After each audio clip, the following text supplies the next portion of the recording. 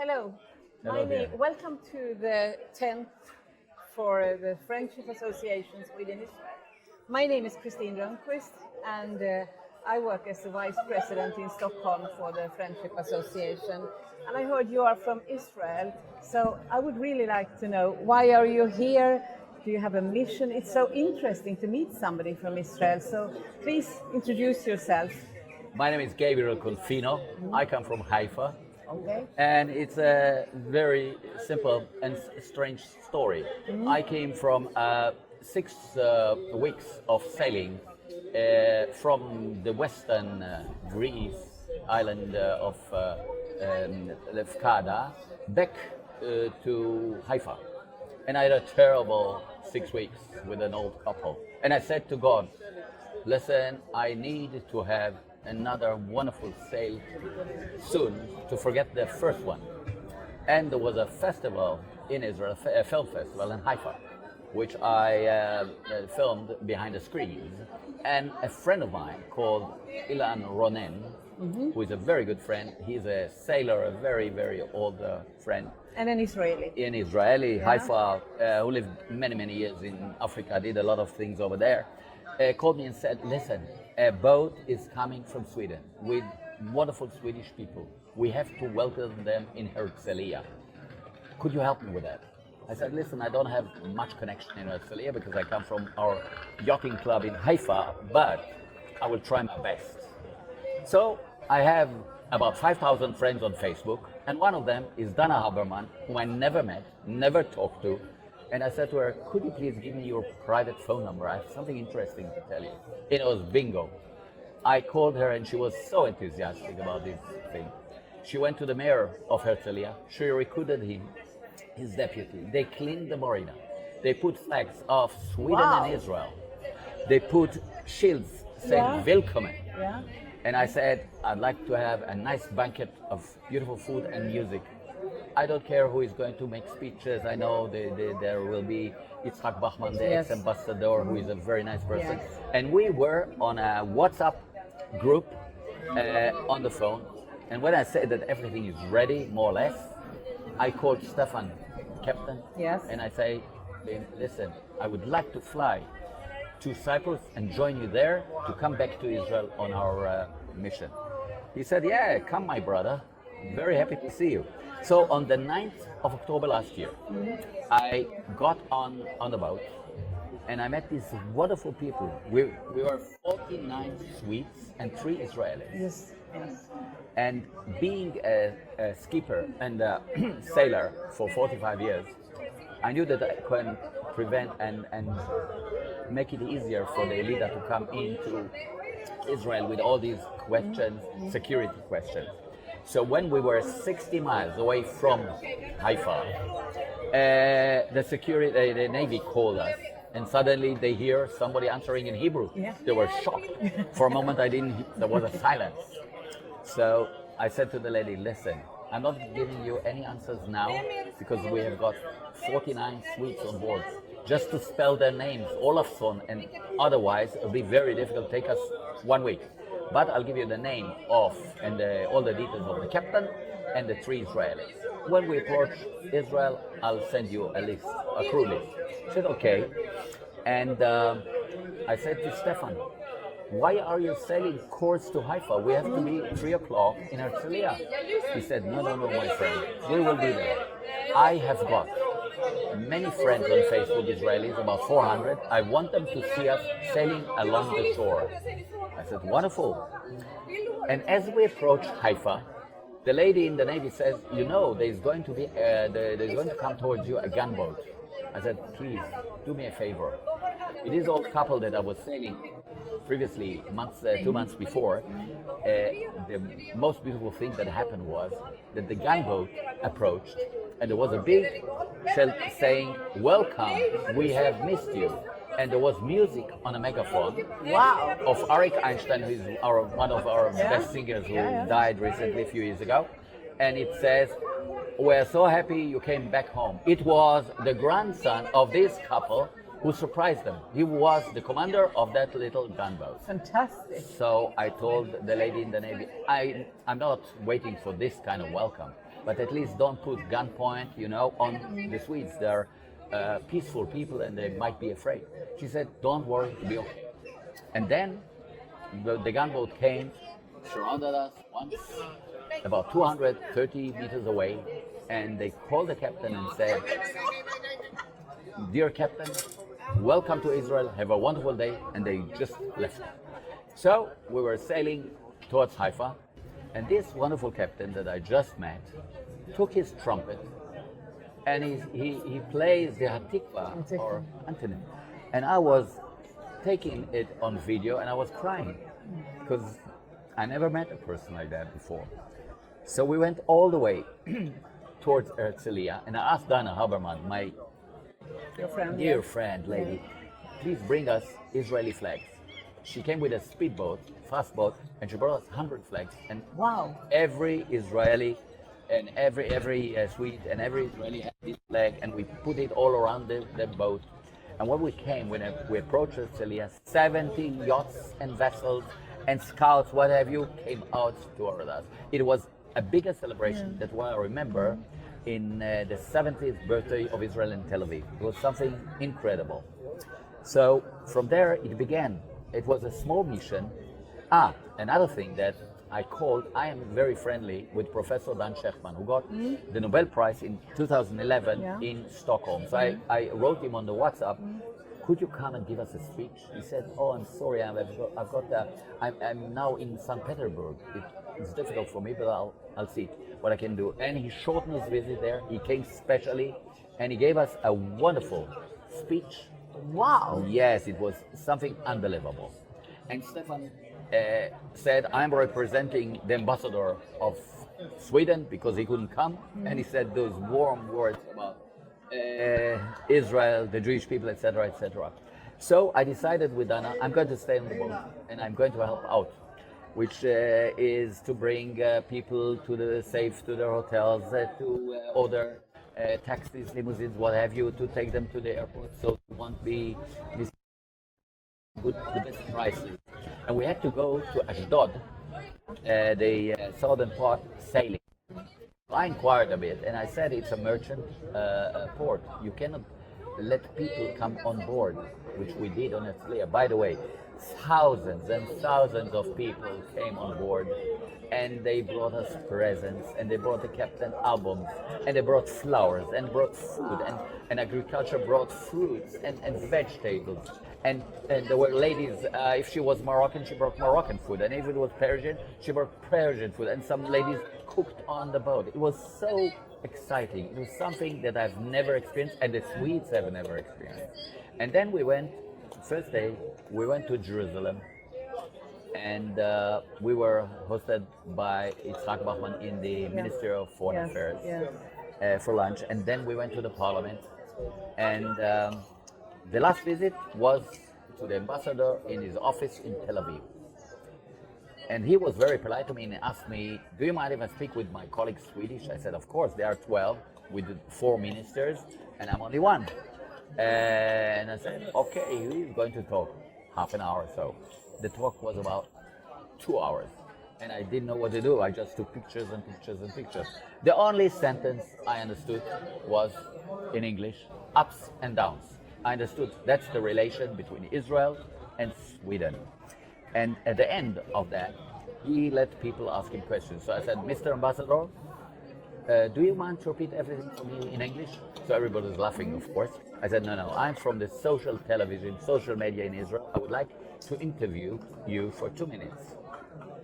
And it was a very nice interview. And at the end of it, I said, if these wonderful people sailed 4,500 miles, all the way from Gothenburg to Herzliya, to tell me they love me and my people and the Jewish people, I'm going to sail with them all the way to Sweden to tell your people I love them too. And that's why I'm here. And on the way to Spain, because we did the whole Mediterranean. Yeah. I was interviewed by a very nice person from our official radio, Elihu Ben-On is his name, in Italy. And Stefan and myself were interviewed by him. And I quite helped him out on the Greek islands because I know them very well, and I've sailed there many times all these 45 years. And we had confirmation groups, which was for me something new and very interesting because it's like our bar mitzvah, but mitzvah we have. Exactly. And you know, I was so amazed that Sven, the priest, says to me, he writes the name Yud Hey Vav Hey, and I say we cannot pronounce it. We call it Yud K Vav K, but you have written it nicely. You've written it right, and then he writes Shema Yisrael Adonai Eloheinu Adonai Echad in English and in Swedish. And I said, "Boy, they're studying the Bible, my Bible, the same Bible that I've studied in school." And when we came to Rhodos, I spoke to Stefan. I said, "Do you mind if I take all these children to the synagogue where I've been in Rosh Hashanah in the New Year's Eve?" And he said, "Yes, sure, that'll be a good idea." And we went. They went after me, 42 people, 20 minutes, and we went into the synagogue. And the lady who runs that synagogue and the museum gave them a speech about the Holocaust, about those who were taken from there, the 3,000 Jews. And I spoke about my life because every crew member, every day when there was a prayer, spoke about his life, how did he come to the leader. So I spoke and explained to them where I come from and how I have prayed there in the same synagogue the first time as a Kohen, which I discovered only 4 years before that I'm a Kohen, and got on the bench on Rosh Hashanah, which was for me very amazing. And from there we went to Rome. And in Rome, very few of the Swedes have been to Rome. Only Simon, one of the crew, my friend, and myself. So we took them all the way to the Vatican, and I shot live on Facebook. And it was a celebration. So we went all the way to Cartagena, and it was Christmas time. So the Swedes went home, and I went to Israel, and we met again on the 20th of January. On the 21st, we started moving towards Gibraltar, from there to the Canary Islands.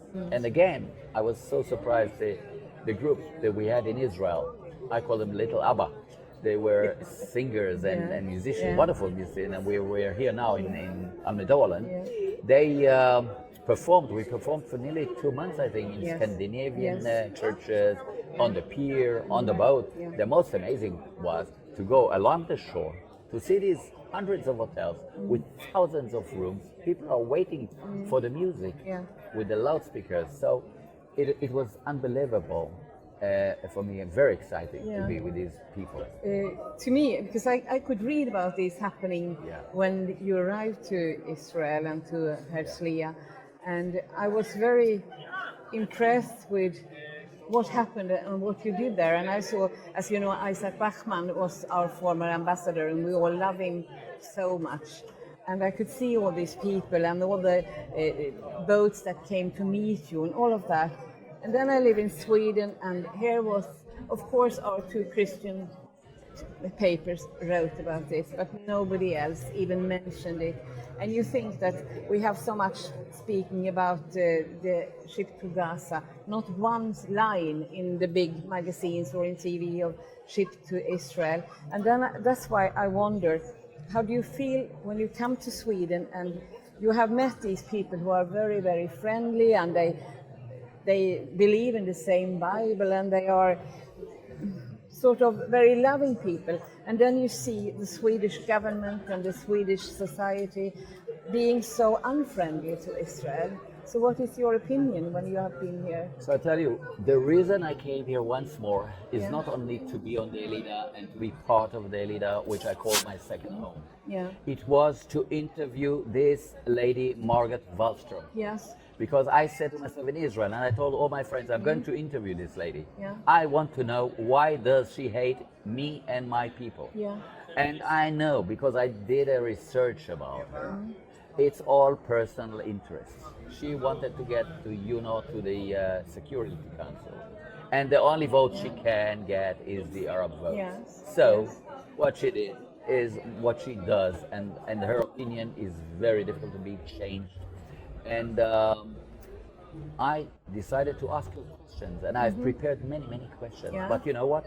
since I'm here now for 4 days, since all these politicians came here, I approached the different secretaries to ask for interviews with your finance minister.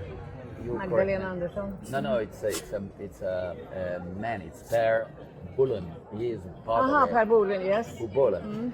So she said to me, well, I will try, I will see. I called her once, I called her twice. No way. The schedule was too tight, she said, etc., etc.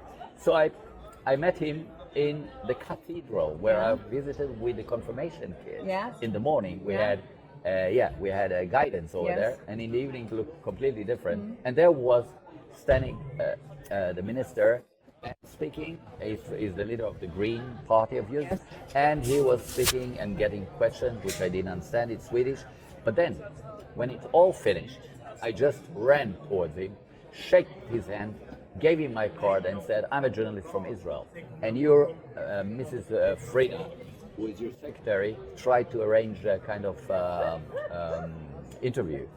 So maybe we'll have an interview tomorrow." Did you hear about the Elida? I said. He said, "No." "Did you hear about selling for Jesus?" "No."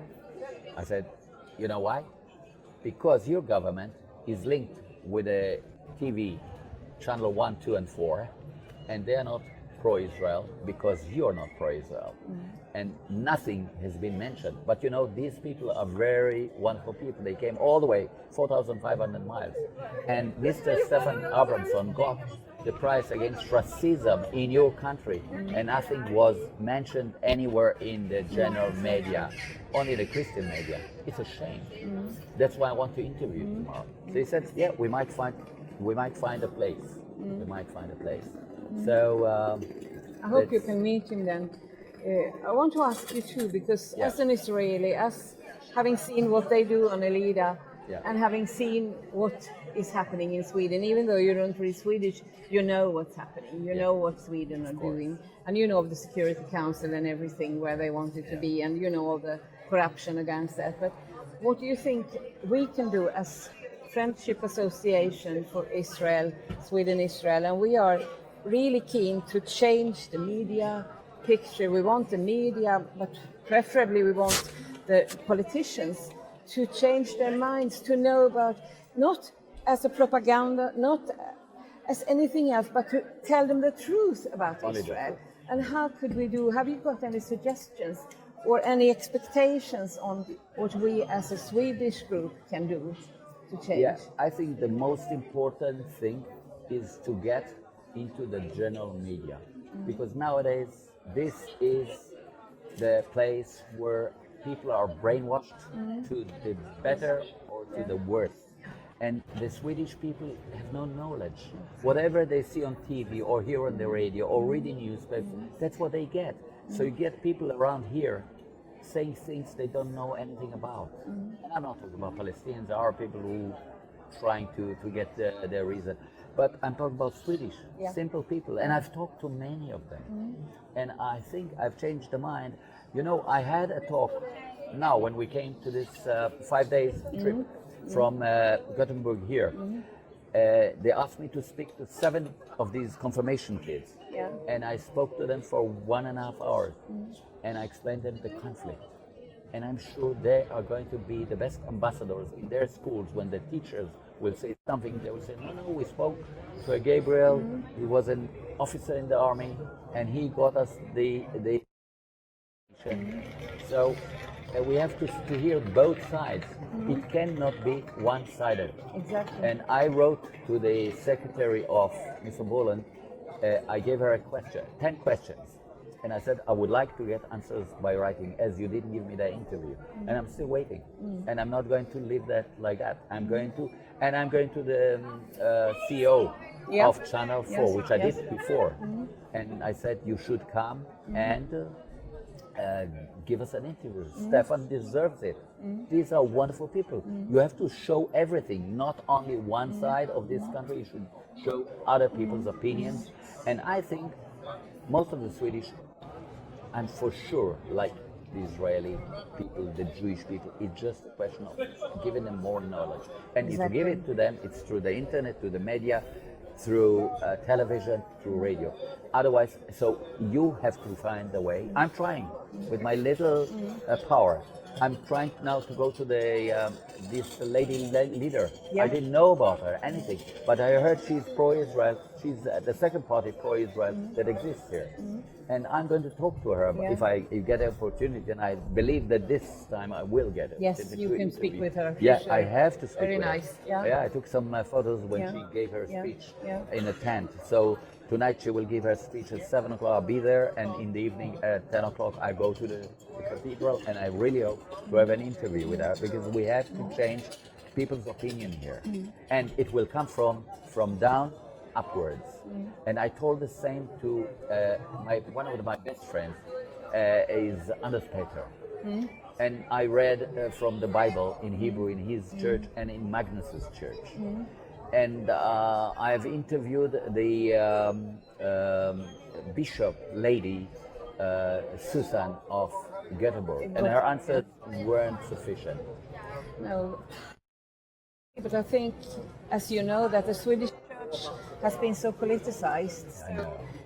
And they are not even talking the truth, because they are not true to what they are there to preach, because they don't follow the Bible, and they have this Marxist leftist agenda. So what we are trying to do now, also starting this autumn, I've met with people here both last year and now.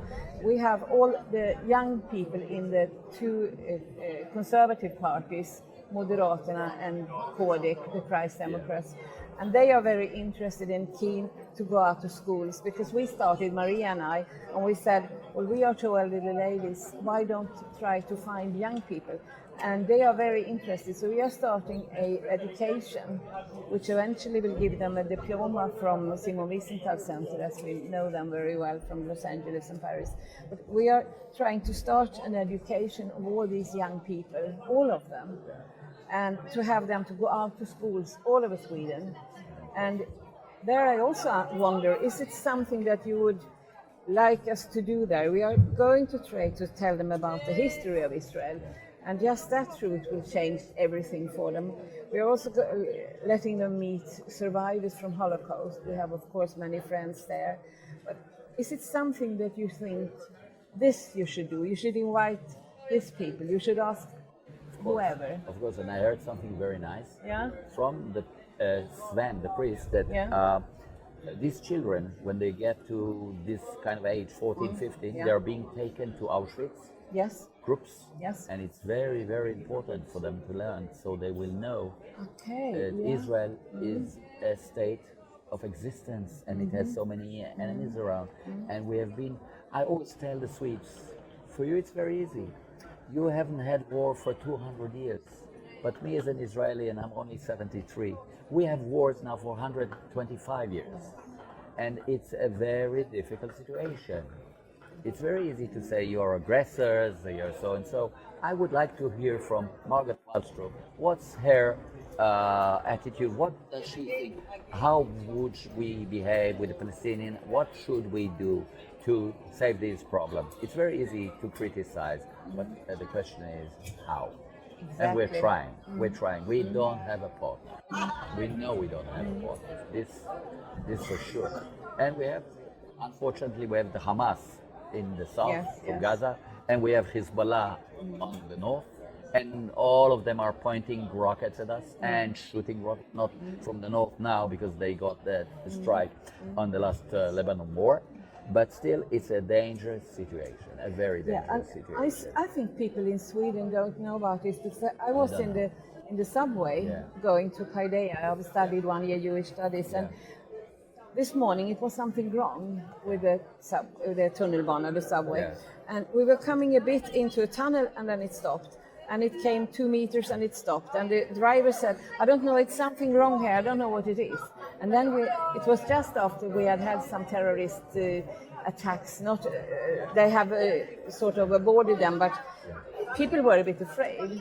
And then I could hear a very strong noise, and I thought, I wonder, what is this? Till I understood it is in my bag.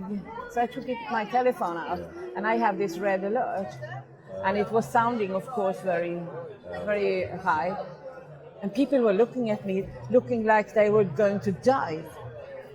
And then I said to them, you can be happy. We're just in a tunnel waiting for the subway to start in Stockholm. But when you heard this signal start, people in Israel have between 5 and 30 seconds to get to the shelter with their kids, with their elderly people, because Hamas is shooting their rockets on people in Israel. What? Yeah, this is what you don't hear in the media, but this is the truth. And I think for me it's so important, how do we convey to people these atrocities? Not, as you say, we are maybe hurt by peace because we don't understand what war is. And that's what we want to convey to these young people. So, yeah. 2 months ago, I called my son when I was here, and he told me, did you hear? A missile came from Gaza and fell after Tel Aviv. It was a place, a little moshav, and it destroyed the whole house. People were, one lady was injured slightly, but at 5 o'clock in the morning, he had to take my 2 granddaughters into a shelter, and he could hardly get up and do it in 30 seconds. It was too late anyway, and the rocket fell and destroyed that house. So people haven't heard about it in Sweden. I know. They heard 2 days later that the lady in Gaza was killed, or a baby or whatever. This is part of life in Israel, daily life. But coming back so to... I think we have to wrap up here. It was very nice to speak to you. And if you have any ideas, so please don't hesitate to contact us to tell us what we should do, because we are really keen on changing Sweden's... I'm learning the situation now. And I get to know more and more, and so I give... one of the things that we talked previously was about the church. Now, I know that I saw, when I talked to Susanna, I knew that she is a political appointment. Now, so I understand there is one archbishop lady, the first one, who is in Sweden, who is anti, and she is like Margaret Wallström on the political side. And then you have all these bishops who are appointed. But then, the beautiful thing is that the priests, like Anders, like Sven, like other people, like Magnus, they love Israel, they love the people of Israel, they speak about Judaism in a favorite way. And I told them, you have got the worshippers, you've got the people around you. It should come from down up.